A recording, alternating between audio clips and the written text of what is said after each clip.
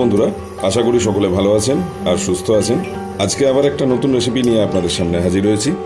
খুব সুন্দর একটা রেসিপিটা তৈরি করতে করতে রেসিপির নামটা বলে দেব। তো প্রথমে কড়াই গরম হতে দিয়েছি, দেখতেই পাচ্ছেন। এর মধ্যে দিয়ে দিচ্ছি সর্ষের তেল। 3 থেকে 4 চামচ সর্ষের তেল দিলেই যথেষ্ট। তেলটা আগে গরম করে নিচ্ছি। দেখুন বন্ধুরা, তেলটা গরম হয়ে গেছে। আমি এর মধ্যে এবার 200 গ্রাম মতো চিংড়ি মাছ মিডিয়াম সাইজে নুন হলুদ মাখিয়ে রেখেছিলাম, সেটা ভেজে নেব।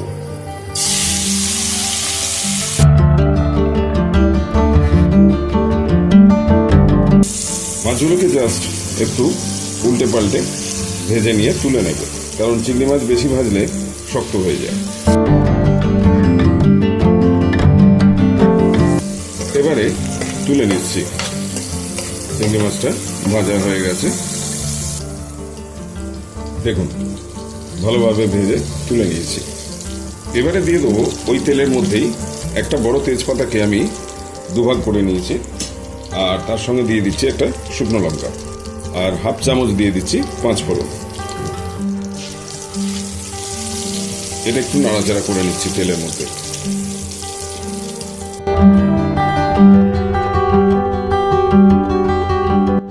রসুন কুচিগুলোকে একটু ভালোভাবে ভেজে নেব, কালার চেঞ্জ হওয়া পর্যন্ত।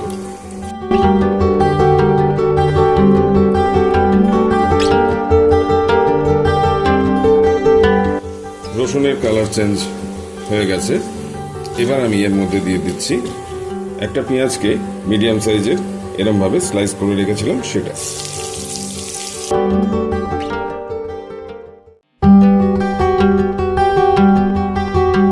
পেঁয়াজটা ভাজতে ভাজতে এর মধ্যে আমি ছোট একটা বেগুনকে টুকরো করে রেখেছিলাম, সেটাকেও ভেজে নেব।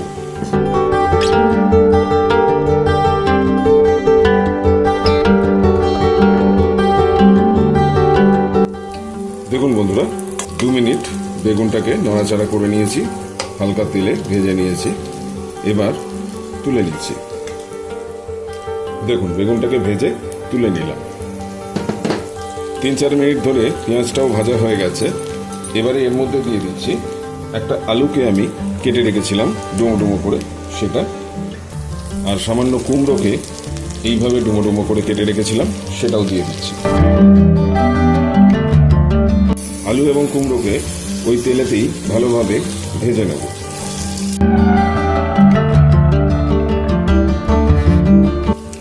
দু 3 মিনিট ভালোভাবে এইভাবে ভেজে নিয়েছি আলু এবং কুমড়োগুলোকে। এবারে এর মধ্যে দিয়ে দেবো 1 চামচ মতো আদা বাটা। সব কিছুর সঙ্গে ভালোভাবে আদা বাটাটাকে কষে নেব। আদার কাঁচা গন্ধটা না যাওয়া পর্যন্ত ভালোভাবে কষে নিতে হবে।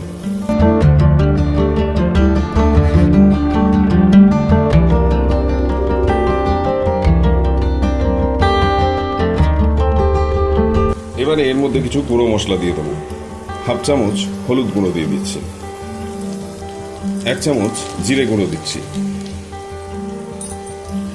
1 চামচ লঙ্কা গুঁড়ো দিচ্ছি, আর দিয়ে দিচ্ছি স্বাদ মতো নুন।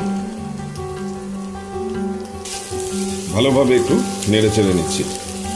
এবারে আমি মশলাগুলো যাতে না পুড়ে যায় তার জন্য সামান্য একটু জল ব্যবহার করব, তাহলে কষে নিতেও সুবিধা হবে।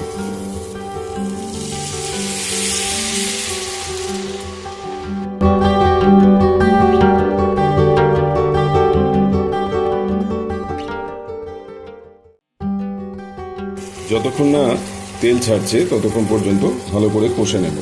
এর মধ্যে দিয়ে দিচ্ছি একটা টমেটোকে আমি কুচি করে রেখেছিলাম, সেটা।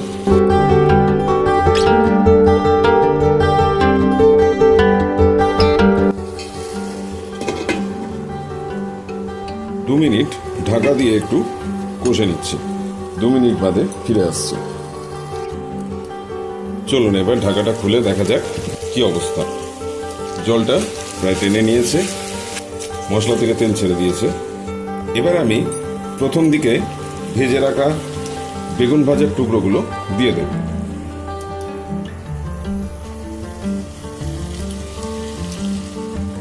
সবকিছুর সঙ্গে ভালোভাবে একবার নেড়ে চেড়ে মিশিয়ে নেব।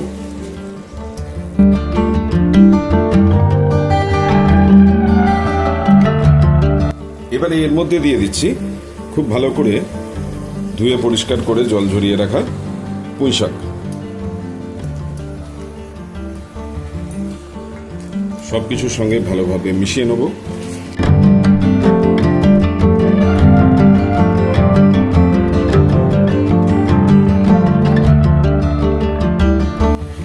আলু কুমড়ো বেগুনের সঙ্গে খুব ভালো করে পুঁই শাকটাকে মিশিয়ে নিচ্ছি। 2 মিনিটের জন্য আবার একটু ঢাকাটা দিয়ে দিচ্ছি। 2 মিনিট বাদে ফিরে আসছি। 2 মিনিট বাদে ঢাকাটা খুলে নিচ্ছি।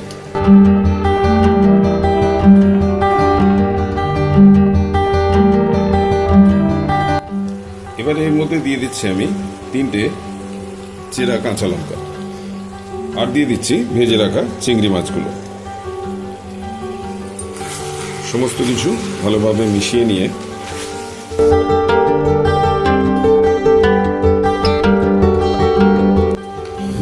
এবারে সামান্য একটু জল অ্যাড করছি সিদ্ধ করার জন্য।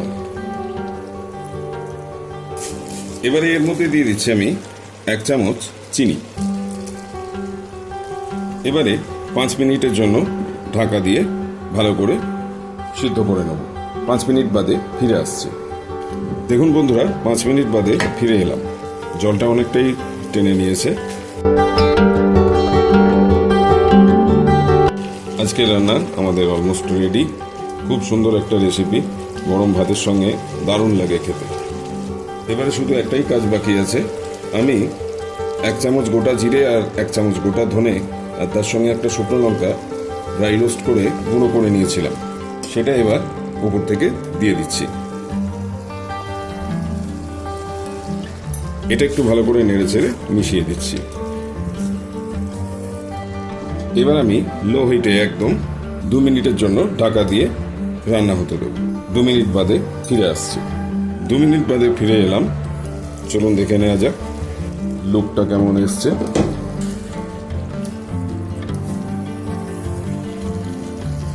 এবার আমরা ইন্ডাকশন বন্ধ করে দেব। রান্না কমপ্লিট। এবার ঢাকা দিয়ে এটাকে রেখে দেব।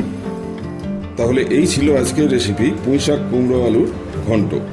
আপনারা এটা বাড়িতে অবশ্যই করে দেখবেন, অসাধারণ খেতে লাগে গরম ভাতের সঙ্গে।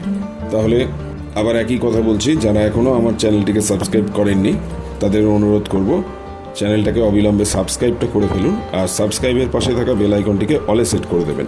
কারণ আমি যখনই নতুন নতুন ইন্টারেস্টিং রেসিপি এভাবে আমার চ্যানেলে আপলোড করব, তখন সবার আগে নোটিফিকেশনটা আপনার কাছে তাহলে পৌঁছে যাবে।